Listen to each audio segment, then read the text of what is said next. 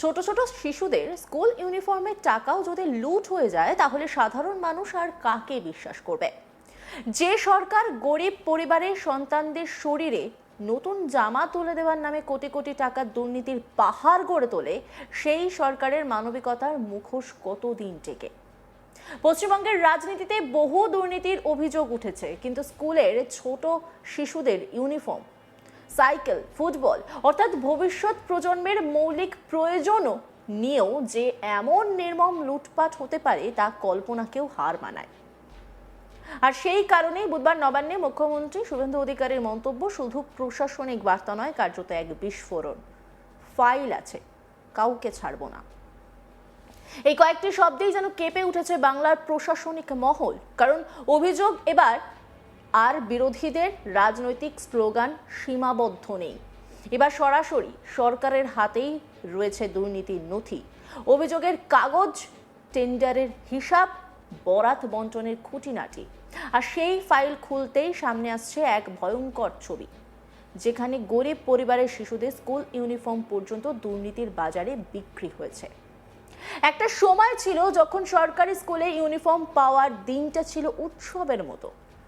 দরিদ্র পরিবারের বাবা মায়েরা একটু স্বস্তির নিঃশ্বাস ফেলতেন। নতুন জামা কিনতে না পারলেও সরকারের দেওয়া পোশাক পরে সন্তান স্কুলে যেতে পারবে, এই আশাতেই বহু পরিবার বেঁচে থাকতো। কিন্তু অভিযোগ উঠছে, সেই মানবিক প্রকল্পকেও দুর্নীতির কারখানায় পরিণত করেছিল তৎকালীন সরকার।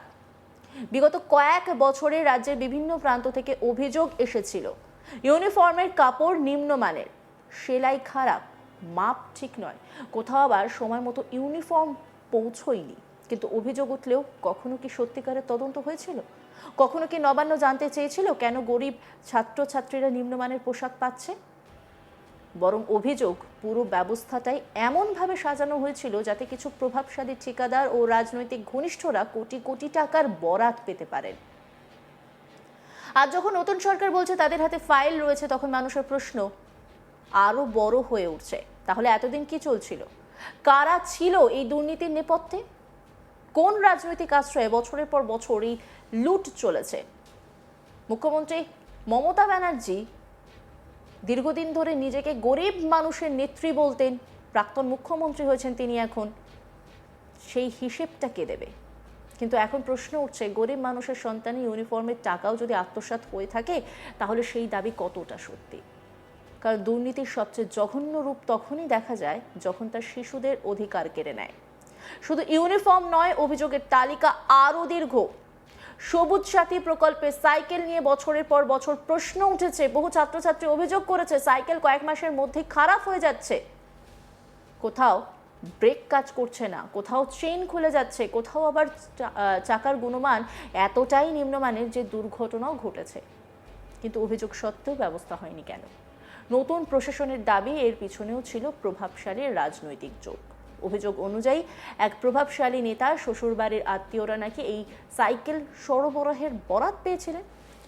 যদি তা সত্যি হয় তাহলে বিষয়টি শুধু দুর্নীতি নয়, ক্ষমতার অপব্যবহারেও জ্বলন্ত উদাহরণ।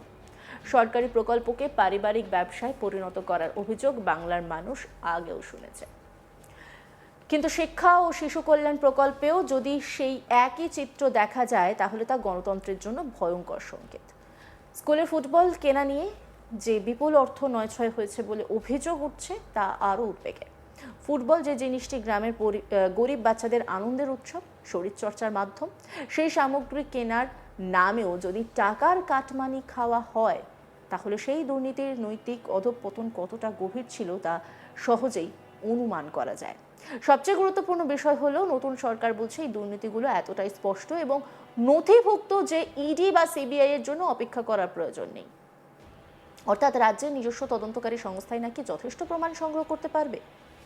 এই বক্তব্য রাজনৈতিকভাবে অত্যন্ত তাৎপর্যপূর্ণ, কারণ দীর্ঘদিন ধরে বিরোধীরা অভিযোগ করতেও রাজ্যের তদন্তকারী সংস্থাগুলি রাজনৈতিক চাপে কাজ করতে পারে না। এখন যদি সত্যি দ্রুত তদন্ত এগোয় তাহলে প্রশাসনের বহু বড় নাম সামনে আসতে পারে। এদিন শিক্ষা, পুরসভা ও সমবায় দপ্তরে একাধিক অভিযুক্ত অফিসারের বিরুদ্ধে সিবিআইকে চার্জশিট পেশের অনুমোদন দেওয়া হয়েছে বলেও জানিয়েছেন মুখ্যমন্ত্রী। তার বক্তব্য ছিল আরও কঠোর বিদায়ী। মুখ্যমন্ত্রী যে সব ফাইল আটকে রেখেছিলেন তা আজ থেকে মুক্ত। এই একটি বাক্যই ইঙ্গিত দিচ্ছে নতুন প্রশাসন দাবি করছে অতীতে ইচ্ছাকৃতভাবেই বহু তদন্ত আটকে রাখা হয়েছিল। রাজনৈতিক পর্যবেক্ষকদের মতে বাংলার রাজনীতিতে এই মুহূর্ত অত্যন্ত তাৎপর্যপূর্ণ, কারণ দুর্নীতির অভিযোগ নতুন কিছু নয়, কিন্তু এবার যে বিষয়গুলি সামনে আসছে তা সরাসরি সাধারণ মানুষের আবেগের সঙ্গে জড়িয়ে।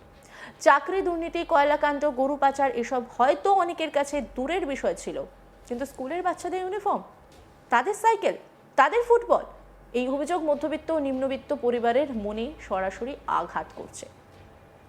সৌমেন্দু অধিকারী কি বলছেন শুনবো। হয়নি বলুন দেখি, এ তো মানে পিন থেকে পেন থেকে জামা প্যান্ট কেনা অব্দি সব কিছুতে এরা দুর্নীতি, ভাই সমস্ত কিছুর ওপেন হওয়া উচিত।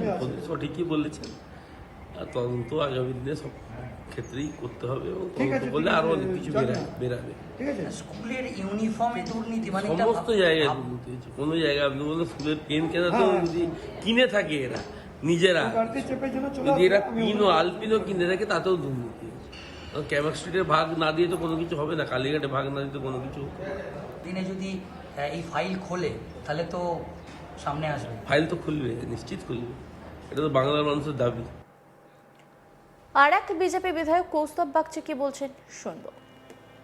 স্কুলের ইউনিফর্মে ব্যাপক দুর্নীতির অভিযোগ মুখ্যমন্ত্রী আজকে বলেছেন যে সমস্ত ফাইল তিনি খুলবেন।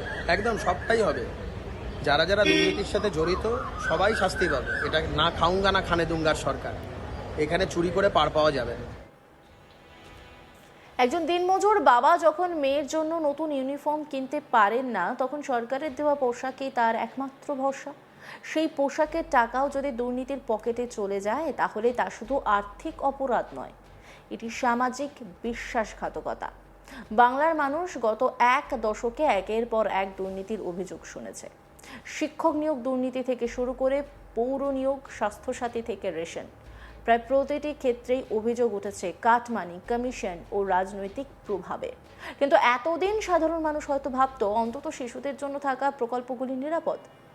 এখন সেই বিশ্বাসও ভেঙে যাচ্ছে। প্রাক্তন শিক্ষামন্ত্রী ব্রাত্য বসু, তাকে ফোন করা হলে তিনি বলেন, আমার কোনো প্রতিক্রিয়া নেই। কিন্তু এই নীরবতা আরও প্রশ্ন তৈরি করছে, কারণ শিক্ষা দপ্তরের অধীনেই এই সমস্ত প্রকল্প চলতো। তাহলে এতদিন অভিযোগগুলি গুরুত্ব পেল না কেন? কেন নিম্নমানের জিনিস সরবরাহ করা সত্ত্বেও বারবার একই সংস্থা বরাত পেয়েছে? নতুন সরকারের বড় সিদ্ধান্ত, এখন থেকে প্রাথমিক স্কুলে ইউনিফর্ম তৈরির দায়িত্ব দেওয়া হবে রাজ্য সরকারি প্রতিষ্ঠান তন্তুজকে।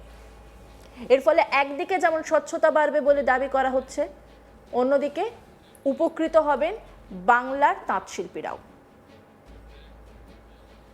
অন্যান্য খবরের আপডেটের জন্য অবশ্যই নজর রাখুন আজ তাক বাংলার ইউটিউব স্ট্রিমিংয়ে। লাইক, কমেন্ট, শেয়ার এবং সাবস্ক্রাইব করতে ভুলবেন না।